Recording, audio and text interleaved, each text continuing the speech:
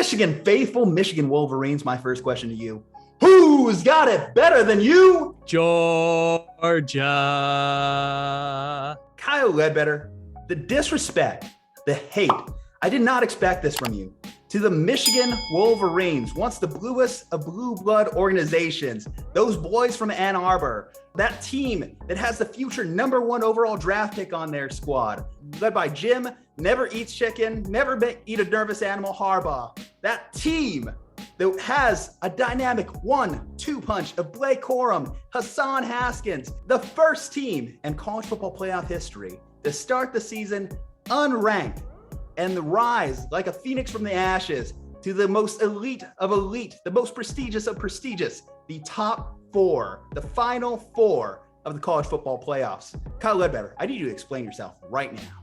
Well, let's see here. The bad boy Georgia Bulldogs at this point have been the darlings of college football for all of the season. We could talk about Jordan Davis. We could talk about Nakobe Dean. We could talk about a team that prior to the SEC championship had only allowed 81 points the entire season. The only time that a team scored multiple touchdowns in a game on them was the Tennessee Volunteers. They scored 2 touchdowns in the first quarter, and they scored 3 points the rest of the game. We could talk about that. We could talk about the fact that they have one of the best wide receivers going into the draft as well. We could talk about their offensive line being not 1, not 2, not 3, 4 4- and 5-star recruits. But we could also just talk about the quarterback from the backwoods of Georgia named Stetson Bennett IV. And anytime that you want to doubt Stetson Bennett IV in a big college football game, you would be absolutely right to do it, because Stetson Bennett is about 5'11", 200 pounds, looks like he does not belong on a football field, probably doesn't belong on a football field. And for some reason, we've handed over the keys to this wonderful Georgia defense to Stetson Bennett. But the Georgia Bulldogs, they are, simply put, a better team than the Michigan Wolverines. They have been a better team all year than the Michigan Wolverines, and I'm not ready to jump off the bandwagon just yet for Georgia. Wait till they get to the national championship, where could go both ways. I don't know exactly how it's going to get once we get there, but I feel fairly confident in saying Georgia is going to win. And this is not just because I said back 4 or so weeks ago that there was a 0% chance that the Michigan Wolverines were going to make the playoff, because I did not think Michigan State would lose to Purdue. And I did not think that Ohio State would give up 44 points at Michigan in the final game of the season. Michigan is better than I thought. Georgia is better outright than the Michigan Wolverines. All right, fine. Let's talk about your paper Tigers, or your paper Bulldogs, as we'll call them. The team that their best win out the gate is against DJ Uiagalelei. As we found out, that did not matter one bit. The SEC East, come on, going against Kentucky, going against Arkansas. No. Let me tell you, they have not faced a running game, a team that can run quite like this Michigan Wolverines squad. This 1-2 punch. Harbaugh, one thing that his teams have always been able to do, it doesn't matter where he goes, they punch you in the mouth. And I don't think that Kirby Smart and his Georgia Bulldogs are ready for that, because they showed that they weren't ready for it in the SEC championship game when Bryce Young and Nick Saban, for the 7th time, as he's 7-0 against Kirby Smart and the Georgia Bulldogs, punched them in the mouth. I will give you, Georgia went into that game.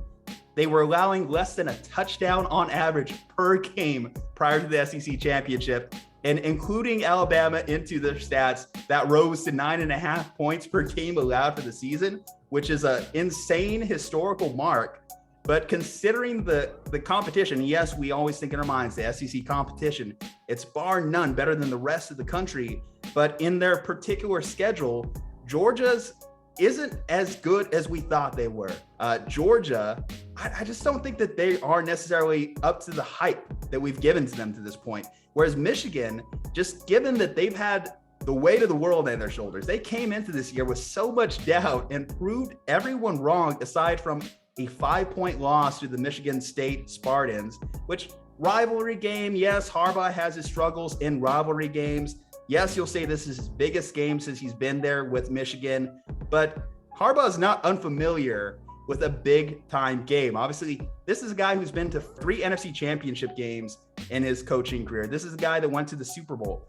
This is a guy that he's a big time head coach. And the fact that he's able to instill that kind of mentality in his players, I think will really ring true in this game. And Aidan Hutchinson, the guy's a monster. I think Georgia is going to have a lot of problems. You say that they have a great offensive line, but Stetson Bennett, this is going to be the type of game that really tests out his mobility. He's going to have to be very active on that scramble drill. And I think that's one of the big problems why they haven't decided, okay, let's go to that statue out there called JT Daniels, is because they want to be able to use Stetson Bennett's mobility. But like you said, can we trust Bennett?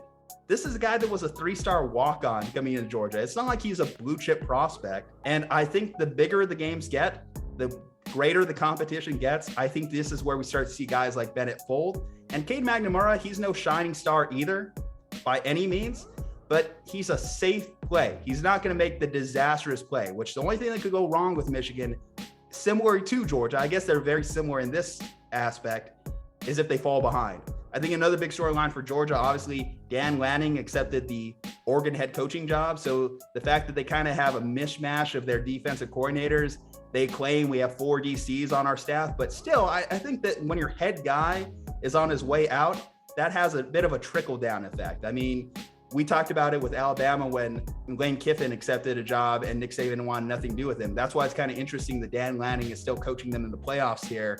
I'll kick back to you. Any final thoughts before we head out? My favorite thought that encapsulates this entire game is courtesy of Spencer Hall on Twitter, where he and the Shutdown Fullcast, where he basically said that Michigan is basically just a 4-star version of Georgia. They've designed an offense where they can hide their quarterback in Cade McNamara. Georgia has designed an offense where they can hide Stetson Bennett as much as they please going in. Now, if they get down, either team is going to really be in a bit of a pickle, because then Cade McNamara is going to have to throw the ball all over the field, which is where Michigan will get in trouble. If Georgia gets down early, they'll get in trouble with Stetson Bennett throwing the ball all over the field. But at the same time, Georgia should win this game because Georgia has more talented players than Michigan. And Michigan had been disrespected coming into this year, but was it because in the year before they finished 5th place in the Big 10 East? Or was it the fact that in 6 years at the University of Michigan, Jim Harbaugh had not finished higher than 11th in the country in the postseason AP rankings? Or is it the fact that Michigan had not won a Big 10 championship in over 20 years prior to this season? Are all of those things playing a factor in the fact that we've seen Georgia not just play in a national championship game, but also make it to another semifinal within the last 7 years? The fact that Kirby Smart's been able to recruit all around the country and build one of these powerhouse programs just a tier below Alabama, just a tier below Clemson, even though Clemson has kind of fallen off now, just a tier below Ohio State. Yeah, I feel like Georgia is in a great position to win this game against the Michigan Wolverines and get that rematch, potentially with the Alabama Crimson Tide. Not going to say that Alabama can't lose, but potentially they're setting up a rematch for the ages in this 2021 college football season. Well, if Michigan is 4-star Georgia, then Kirby Smart is Diet Nick Saban. Anyway, Slumpbusters, let us know in the comments below, who is your pick? Who's going to get that win? Let us know if it's Michigan. Let us know if it is Georgia. Let us know the other side of the bracket, who you want to see in the college football national championship. Anyway, guys, I'm Juju Talk Sports. This is Kyle Ledbetter. Follow us on @SlumpBusterPod on IG, @SlumpBusterPod on Twitter. Stay safe, happy, and healthy. We'll see you on the next one.